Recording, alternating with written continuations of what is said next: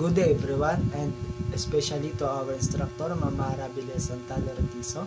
So magandang umaga po sa inyo lahat and my classmate. So my name is John Benedict Garin from BSA 3B. So yung title po napunta po sa akin is Integrated Pest Management in Nursery. So part pa rin po siya ng chapter 5 na Plant Protection in Nursery. So my topic outline is Introduction of IPM, key components of IPM, benefits of IPM. So my objectives is, at the end of the discussion, the students will learn what is IPM in nursery.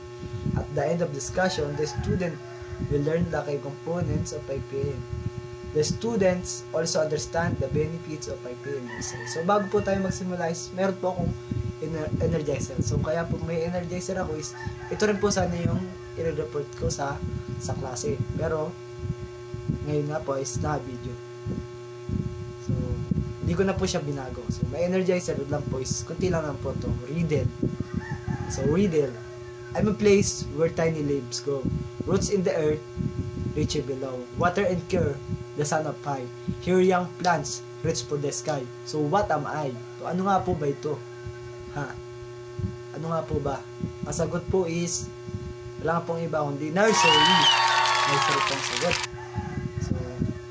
Next, I snake on leaves, I bite and chew. I cause big problems for plants and you. Farmers spur me, gardeners too.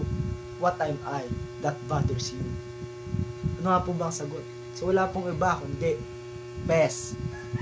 Paano po pala? Kasunod po is, ito baka lang po ito hindi nyo pa makulaan. Alam ko naman po na isa-isip nyo paglabasa nyo po. She guides with care, but kind and wise, with patient heart and watchful eyes. In her, she helps young minds grow strong and true. In nursery world, she knows what to do. Who is this lady? She loved by all.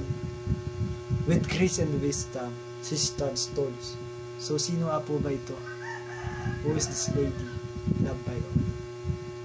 Ang sagot po natin is wala pang iba kundi si Ma'am.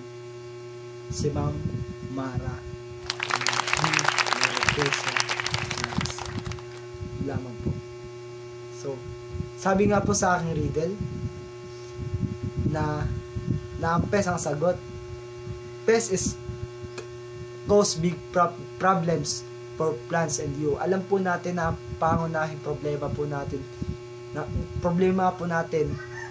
at ang ating mga halaman is walang iba po kundi peste.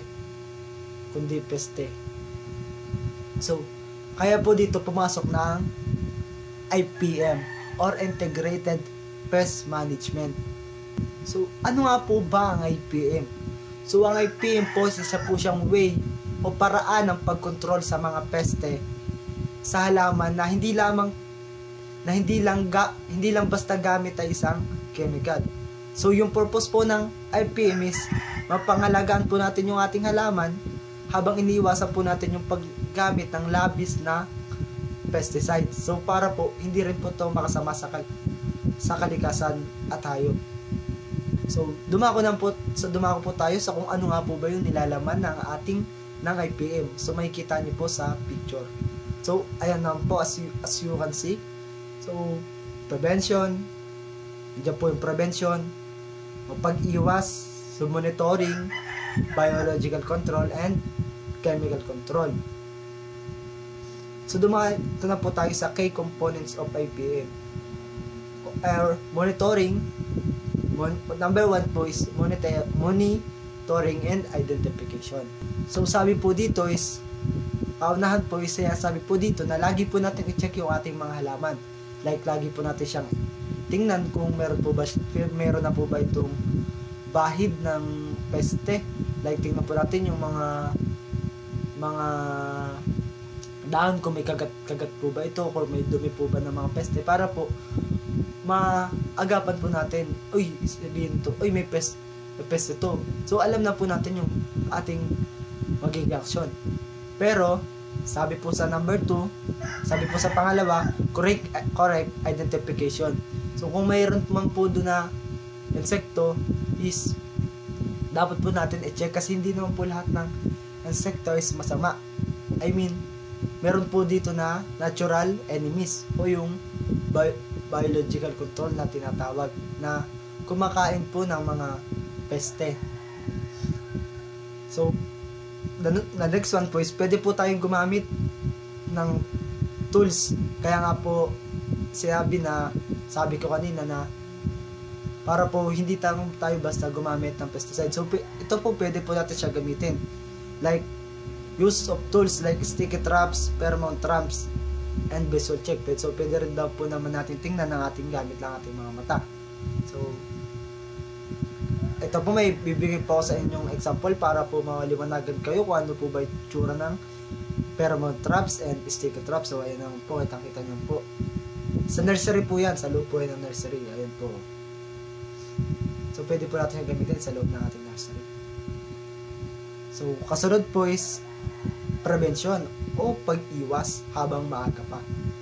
So, sanitation.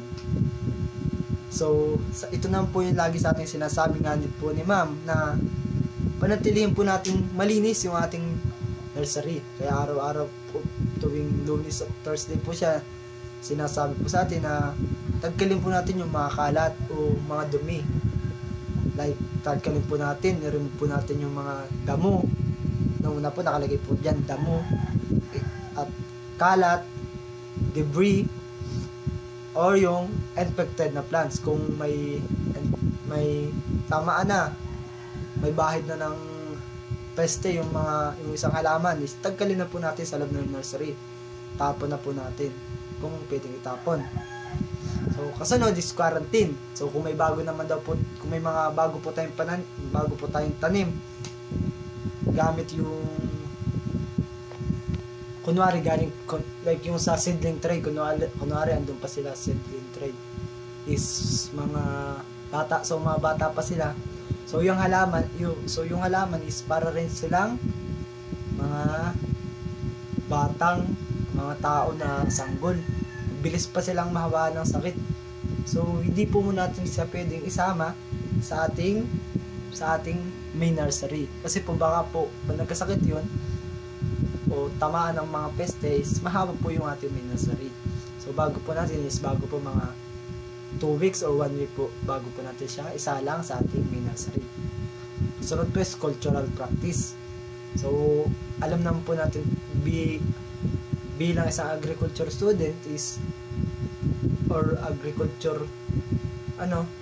alam po naman natin to, madali lang naman po itong gawin, like proper spacing para po makahinga at makahinga ng maluwag ang ating mga halaman, or makahinga pa and para sapat yung makuha nilang energy from the sun.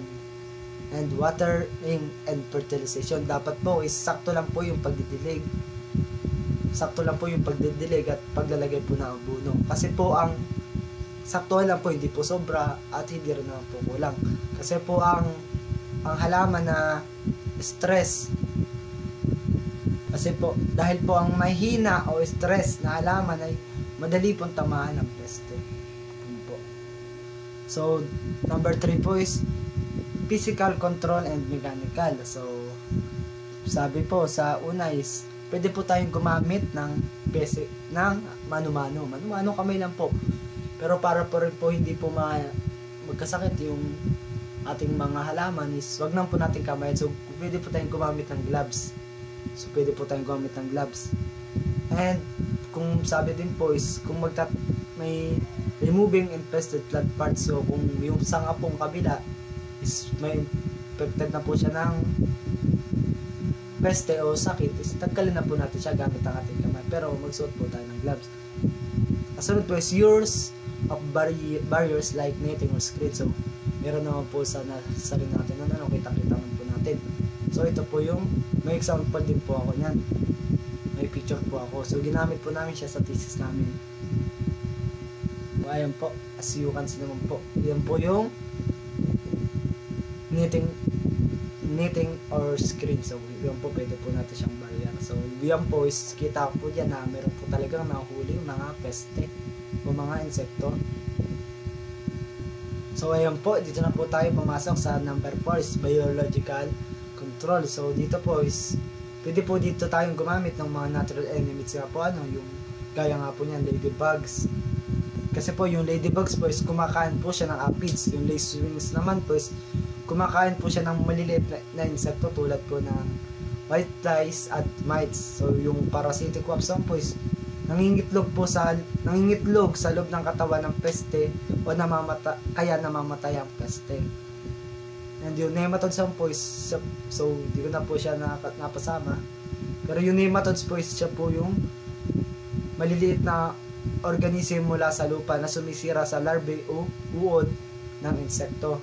So as you can see po, ito po yung picture ng ladybugs, lacewing, and parasitic wasps. So yan po, kaya nga po sabi ko kanina is, kaya po mahalaga po yan na makilala natin, dahil para po hindi po natin sila mapatay, para pag pupuksain po natin mga peste ng handpicking is hindi po natin sila madali, dahil po sila po ay isang biological control or natural enemies ng mga peste. So balik po tayo. So using biopesticide like Bacillus thuringiensis at neem oil. Yung bago lang po is yung biopesticide po siya, isa po siyang organic na panlaban sa mga peste. So ito rin is isa siyang pest control na galing sa natural ingredient like sa bacteria, halaman o fungi na hindi delikado sa tao at sa ating mga halaman or sa kapaligiran. Ganun. So yun nga po yung halimbawa po is yung Bacillus thuringiensis. So isa po siyang bakterya na pinapatay ang larvae ng ilang peste. Halimbawa po is yung uod. And yung isa pang example ng biopesticide is ito nga pong neem oil. So kita-kita naman po. So yung neem oil na po is kita-kita nyo naman po is, so yung neem oil po is galing po sa neem tree. So pwede po natin siyang gamitin like pang spray po para po hadlangan po yung pagkain at pagdami ng insekto. Halimbawa po kapag may uod po sa halaman natin is pag gumamit po tayong BT spray para patay ng uod nang hindi po naapektuhan yung ibang insekto na natural enemies o biological control. So the last one is chemical control. So use of pesticide only when necessary and as resort. So bali gagamit pa rin pala kung hindi talaga kaya ng mga nauna na maiwasan talaga ang peste is saka lang tayo gagamit ng pesticide. Pero kung gagamit po tayo ng pesticide is yung pong less toxic chemicals na hindi po na mayroon lamang pong specific. Yun nga po, gaya nga po niyan, yung neem oil, pwede po natin siyang gamitin. So yung neem oil po is, sabi nga po kanina is effective po siya laban sa mga aphids at white flies, pero hindi po siya nakakasakit sa pollinators like bees. So dapat po tayo is meron po tayong specific lang na gagamit po tayo ng pesticide is meron lamang po tayo dapat specific na mapapatay, hindi po yung mga natural enemies o mga kakampi o biological control. So ayan po, gumagamit po tayo dapat yung organic lang. Ayan po, kitang-kita nyo po sa means.